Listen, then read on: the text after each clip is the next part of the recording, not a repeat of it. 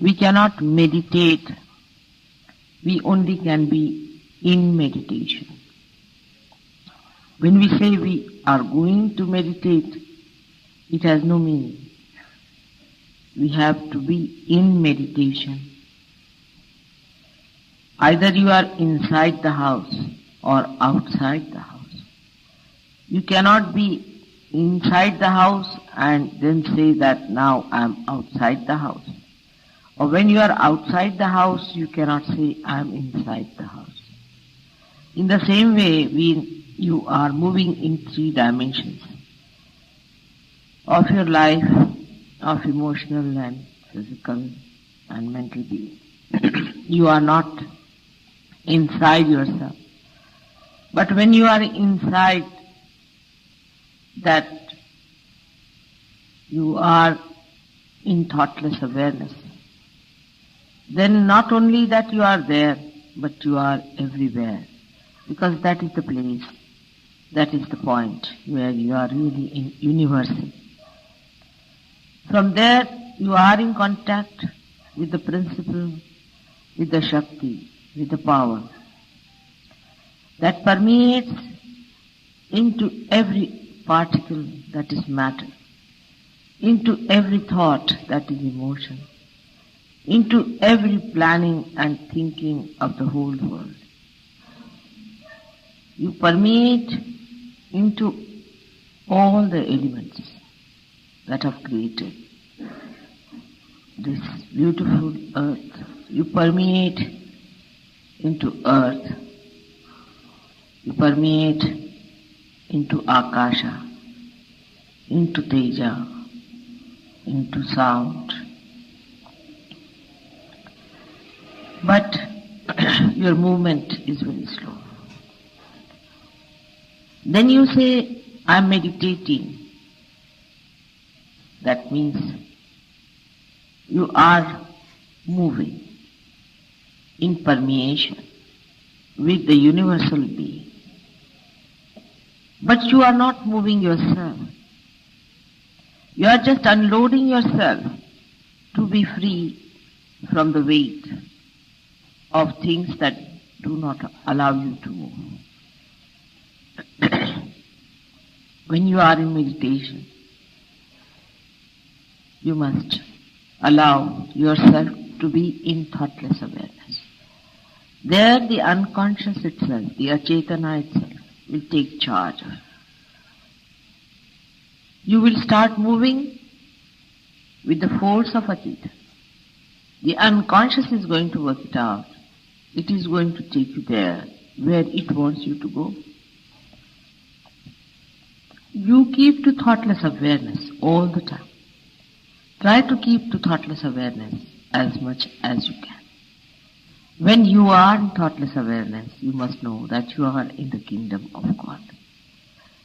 And His people, His arrangements, His consciousness is going to look after you. Even when you are giving vibrations to other people, I have noticed that you are not in thoughtless awareness. If you give vibrations in thoughtless awareness, you will not catch it. Because all these entities that enter into you, all these material problems that come into you, come when you are in those 3 dimensions.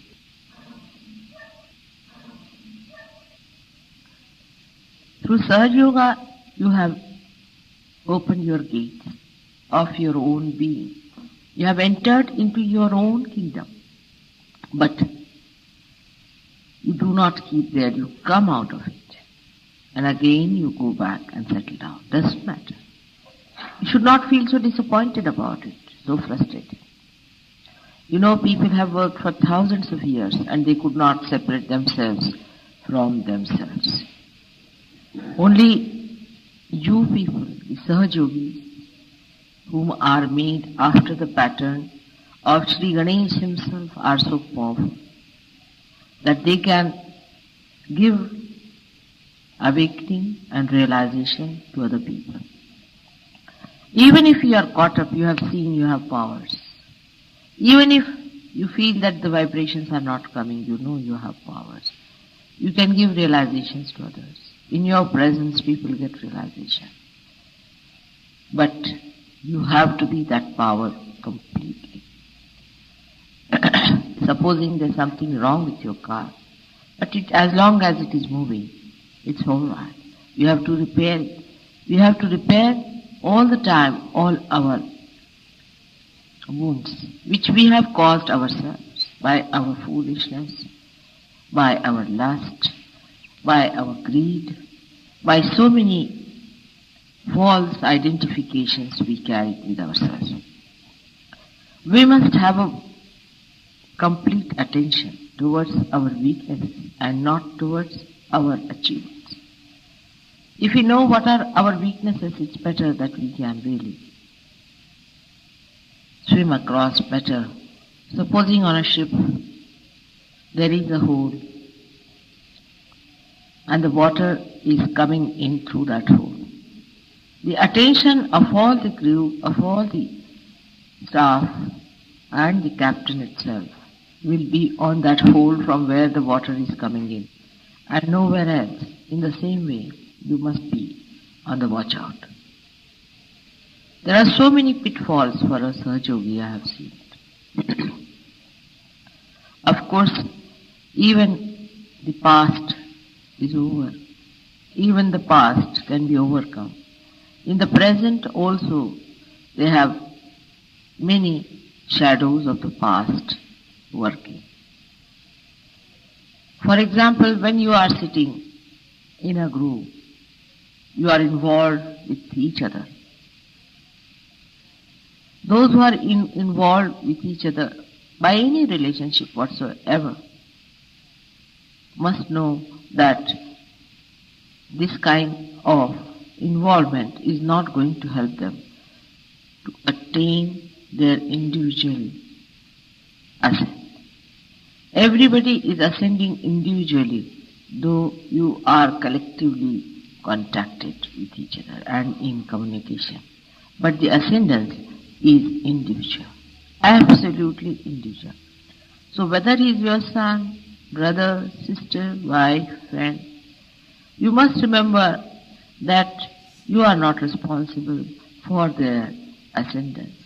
You cannot help them for their ascendance. Only Mother's grace and their own desire, their own effort to give up all that is three-dimensional will help them. So whenever a thought comes like that, you must know that you have not attained the thoughtless awareness in its full extent. And that's how you have problems which are three-dimensional. Sometimes a Sahaja Yogi will find an emotional will come into his mind. It will be an emotion of dejection or frustration, and he'll be disgusted with himself or with others. Both things are just the same. I've seen some Sahaja Yogis get very disgusted with others. There should be no disgust that is lasting. Of course, for a short time you might feel a disgust, it's alright, it's a passing phase. Or you might feel disgusted with yourself, maybe a passing phase. But if you go on hankering on to it, or if you go on clinging to it, that means you are conditioning yourself. That means you are not in thoughtless awareness. That means that you are in your past. You are making your past a solid mass on your head. In the present, everything is fleeting. Everything is fleeting. That is not eternal. In the present, the eternal stays. The rest all drops out. It's like a moving river which doesn't stop anywhere. But the moving river is eternal. The rest of the things are all changing. If you are on the eternal principle, all that is not eternal changes and drops out, dissolves and becomes non-existent. we have to understand our own dignity, our own essence. The first and foremost is that all the Sahajogis are the chosen ones. They are the people whom God has chosen. In this city of Delhi there are thousands and thousands of people. All over the world there are so many people that we are suffering from overpopulation. But in Sahaja Yoga there are very, very few people. And when you are chosen the first, you must also realize that you are the foundation. You are the stones that are to be laid down and have to be strong, have to be forbearing. And that's why it is necessary that all of you who are now few, who are the first lamps that are going to enlighten other lamps in the world, you have to enjoy the strength of eternity, the strength of divine love, the strength of this universal being that you are. This is what meditation is. So when Sahaja Yogis ask me, what should we do for meditation? You be in thoughtless awareness, that's all. Don't do anything. At that time, not that you are moving towards the goal or that the unconscious is taking charge of you. Not only that, but also you are emptying for the first time the divine into the nature, into your surroundings, into other people who are universally connected to you. Only thing is that we are used to one thing, that is we must do something about it. And that's why we start doing something. Meditation is the most sahaja method. Then we have prayers and we have also puja. Prayers are also, if said in your heart, with the feeling of complete surrendering and asking for the eternal, it will be granted. Just ask for that and the rest will take. Because they move step by step. All the Sahaja Yogis have a problem. And they have problems because of their past, because of their future aspirations. Now, when you have problems, in Sahaja Yoga, you have learnt how to overcome them. There are so many methods other than meditation. You know them very well, that you must know what is the chakra, where the Kundalini is. Now, if the Kundalini has been stopped by a certain chakra, which is not working, you shouldn't get frustrated about it. Supposing your instrument or your car has stopped on the way. What's the use of getting frustrated with it? You have to learn the mechanism. You have to be a good technician and then you can manage it very well. So, all the techniques of Sahaja Yoga must be learned and mastered.